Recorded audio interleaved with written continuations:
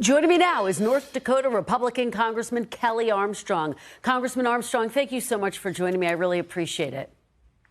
Thanks for having me on.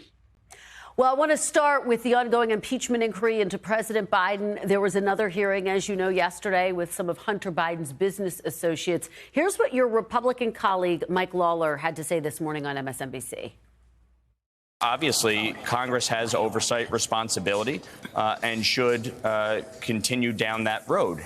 However, that does not mean that we should go towards impeachment. I have yet to see any evidence that would warrant the rise to impeachment. You obviously drew up the resolution to open the inquiry, but do you agree with Congressman Lawler? Well, I agree with Congressman Lawler that currently we don't have the votes on the Republican side to move forward with impeachment. The difference between this and a normal investigation is we obviously run up against a political clock. So eventually, at some point in time in the future, Chairman Jordan, Chairman Comer are going to have to decide when we button this up, whether we continue to go for more interviews, more evidence, more documents. I personally think we should be working to get the audio tapes from Special Counsel Hur moving forward. But that's the difference between a political side and a legal side, is they're going to have to decide when it's time to write the report and figure out and move forward with whatever that report says. So just very clearly, you acknowledge there hasn't been a smoking gun yet. No, I don't. I've always said that this is the problem with large-scale financial cases. They're almost fair, whether it's political or not. There's never what people call the proverbial smoking gun. That's not how these cases get proved in almost any courtroom anywhere in the country. I acknowledge the fact that we do not have the votes on the Republican side to move forward with impeachment. I think that's just a math reality. That is a really fascinating thing to hear you say. And I guess the question becomes, how does this end then, Congressman, if you still don't have the votes this many months into this inquiry?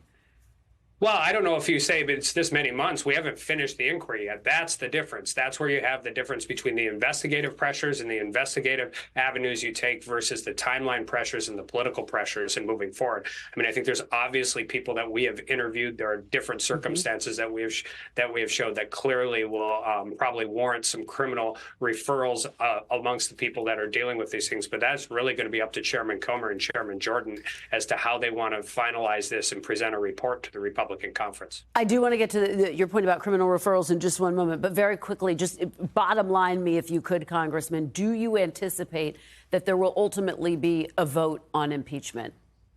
I don't like to ballpark anything in this Congress until, we have a 2-vote majority and all of that. But I can tell you, as it stands right now, there aren't the votes on the Republican side to move forward. I know that now. Okay. You talked about criminal referrals. Can you give us an indication who would be the target of those criminal referrals? Well, sure. From the very standpoint, one of the frustrating things to me as somebody who used to do this work for a living is I keep hearing about all the legitimate business activity and all of the different things that are going on. And yet we have all these SARS reports. We obviously have taken money from foreign governments in order to influence American politics.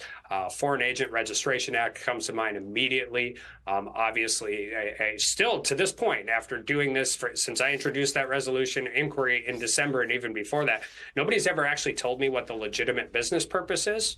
That sounds great, but with just the speed and velocity in which this money was moving from foreign entities and oftentimes adversaries to different people, a lot of them members of the Biden family, there are some real implications to that. Well, and again, there hasn't been a link established between Hunter Biden's business dealings and his father. So just specifically, when you talk about a criminal referral, who are you talking about? Hunter Biden? Who specifically are you talking about? Sure. Hunter Biden, his business partners, the people who are engaged in this. I think I haven't seen the sealed documents, but I am pretty confident in saying that one of the reasons the original plea deal fell through is because of projected immunity for FARA violations. And I think it's clear that they were taking money from foreign agents trying to influence American policy without registering as foreign lobbyists. Well, and again, nothing has been proven beyond a reasonable doubt at this point. But just very quickly, so it would end at Hunter Biden. You're not planning any criminal Hunter Biden, and his business associates, all of that. I'm not saying that's where it ends. Right. I'm saying that's where the evidence that we have now, I think, shows pretty clearly. Okay, I want to move on to talking about some money matters now. You're a member of the Republican Study Committee. Let's talk about the budget proposal. It was unveiled today. It includes raising the retirement age for younger Americans from retirement. Is this something that you support, and do you have a number? What do you think the retirement age should be, and do you back this budget? I know it came out this morning. I haven't seen it, but I think this is one of my frustrations when we end up in all of these spending fights. We don't talk about mandatory spending. We don't talk about the health of Social Security. We don't talk about the health of Medicare. We don't talk about the health of Medicaid. We don't talk about those things. And some of those are entitlements. Social Security obviously is not. When you pay into it, you get it back. But as somebody who has a 16-year-old daughter and a 13-year-old son, if we don't figure out ways in which to deal with these programs in the future, then we're going to have real structural problems and the benefits will be cut for everybody. So I always appreciate it when people are willing to do it. I know the political ramifications of that stuff coming through, but even in all the spending fights we've had over the last 8 months, until you start talking about mandatory spending, we are not really getting into the issue of the $34 trillion in debt. Congressman, Donald Trump, the Republican presumptive nominee, has been murky on the details of this. On CNBC, he said there's a lot to do on entitlements. He later said he would not touch Social Security or Medicare. Do you think he needs to clarify his position? Should people know exactly where he stands and what he wants to do on entitlements? No, and I think the appropriate place to start this is you're not going to touch it for anybody who's currently on it, close to the age of retirement, and that is really, really needing those things now. But if you want to look to the long-term health and viability of those programs, one of the reasons Social Security has structural problems is a great reason. We're living longer, healthier lives. But with that, and we have changing demographics in the workforce and all of those things, the problem is it's a 20-year problem in 2-year election cycles. So I understand it. I think President Trump actually agrees with the vast majority of the American people who are currently on or near the age of Social Security or Medicare. And I don't disagree with that either. But I think having reasonable, responsible conversations about what those programs look like 20, 25, 30 years from now is something that we actually got elected to do, and we shouldn't hide from it. Speaker Johnson has a plan to keep the government open. Will you support his plan? Will you be voting to keep the government open?